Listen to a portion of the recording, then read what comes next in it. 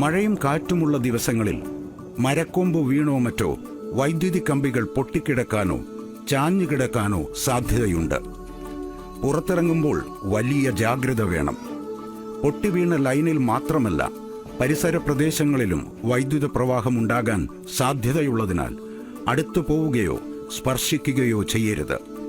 മറ്റാരെയും സമീപത്തേക്ക് പോകാൻ അനുവദിക്കുകയുമരുത്. ഇത്തരം അപകടമോ അപകട സാധ്യതയോ ശ്രദ്ധയിൽപ്പെട്ടാൽ എത്രയും വേഗം തൊട്ടടുത്ത KSEB സെക്ഷൻ ഓഫീസിലോ 9460010101 എന്ന എമർജൻസി നമ്പറിലോ അറിയിക്കുക. ഓർക്കുക, ഇത് അപകടങ്ങൾ അറിയിക്കാൻ മാത്രമുള്ള എമർജൻസി നമ്പറാണ്.